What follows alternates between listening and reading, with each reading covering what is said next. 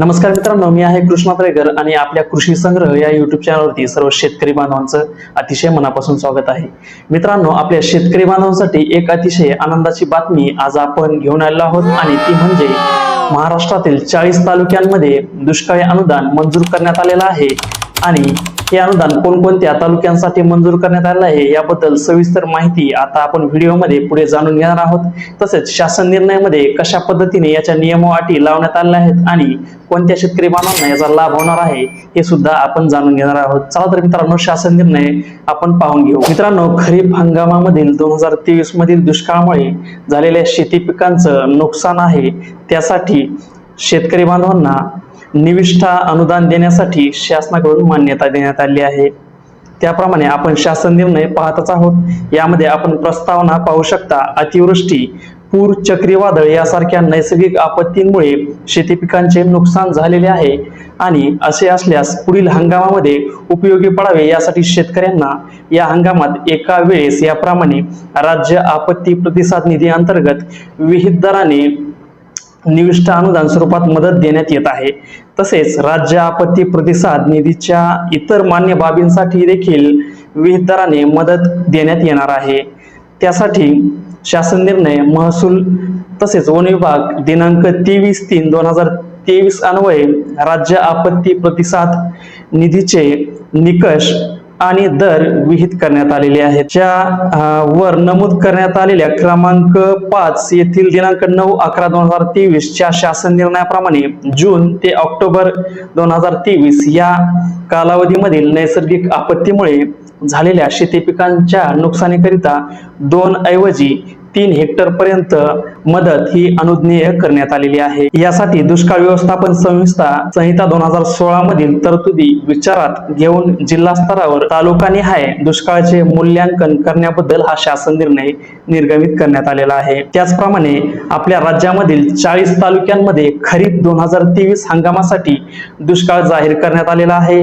या मदतीसाठी अनुदान अनुज्ञेय करण्यात आले आहे आणि त्याचप्रमाणे दुष्काळ घोषित झालेल्या 40 तालुक्यांमधील खातेदारांना कृषी विषयक मदतीसाठी हे निविष्ठा अनुदान वाटप करण्यासाठी 33% पेक्षा अधिक नुकसान झालेल्या आणि बाधित शेतकऱ्यांना राज्य आपत्ती प्रतिसाद निधीच्या दराने 3 हेक्टर मर्यादेपर्यंत निधी मागणीचा प्रस्ताव शासनाकडून सादर करण्याच्या सूचना विभागीय आयुक्त पुणे, नाशिक, छत्रपती संभाजीनगर आणि अमरावती यांना देण्यात आलेल्या होत्या. तसेच खरीप हंगामामधील 2023 मधील 40 तालुक्यांमध्ये दुष्काळामुळे झालेल्या शेती पिकांच्या नुकसानीसाठी वर नमूद करण्यात आलेल्या क्रमांक 6 ते 11 येथील पत्रांद्वारे विभागीय आयुक्त यांच्याकडून मागणीचे निधी प्रस्ताव शासनास प्राप्त झालेले आहेत. तर मित्रांनो, खरीप हंगाम 2023 साठी जाहीर केलेल्या 40 तालुक्यांमधील शेतकऱ्यांना हे अनुदान वाटप करण्यात येणार आहे. त्यासाठी राज्य आपत्ती प्रतिसाद निधीमधून तसेच राज्य शासनाच्या निधीमधून तब्बल अक्षरी रुपये 2,443 कोटी 22,71,000 इतका निधी वितरित करण्यासाठी शासनाने मंजुरी देण्यात आलेली आहे. याच बरोबर आपण हे 40 तालुके जे पाहणार आहोत ते सुद्धा आपण कोणत्या कोणत्या जिल्ह्यामधील हे 40 तालुके आहेत हे देखील आता आपण शासन निर्णय पाहताना जाणून घेऊयात. तर मित्रांनो, कोणकोणत्या जिल्ह्यामधील हे तालुके आहेत तर पहिला जिल्हा जो आहे तो नाशिक जिल्हा आहे. नाशिक जिल्ह्यामधील 3 तालुक्यांना हा मदत निधी मिळणार आहे. तो म्हणजे एक मालेगाव, दुसरा म्हणजे सिन्नर आणि तिसरा येवला हा तालुका आहे. यामधील मदत निधी हा देखील आपण समोर पाहू शकता. तर दुसरा जिल्हा जो आहे तो धुळे जिल्हा आहे. धुळे जिल्ह्यामध्ये शिंदखेडा या तालुक्याला हा मदत निधी मंजूर करण्यात आलेला आहे. तिसरा जिल्हा म्हणजे नंदुरबार. नंदुरबार या तालुक्यासाठीच हा निधी मंजूर करण्यात आला आहे. चौथा जिल्हा जळगाव आहे. जळगावमध्ये 40गाव या तालुक्यासाठी हा मदत निधी मिळणार आहे. तसेच बुलढाणा जिल्ह्यामधील बुलढाणा तालुका आणि लोणार तालुका यासाठी हा मदत निधी मिळणार आहे. त्याचप्रमाणे छत्रपती संभाजीनगर या जिल्ह्यामध्ये छत्रपती संभाजीनगर हा एक तालुका यासाठी हा निधी मंजूर करण्यात आला आहे. तसेच सोयगाव हा तालुका यासाठी हा मदत निधी मंजूर झालेला आहे। त्याप्रमाणे जालना जिल्ह्यामध्ये भोकरदन, जालना, बदनापूर, अंबड आणि मंठा हे 5 तालुके आहेत। तसेच बीड जिल्ह्यामध्ये वडवणी, धारूर, अंबाजोगाई या 3 तालुक्यांना हा मदत निधी मंजूर झालेला आहे।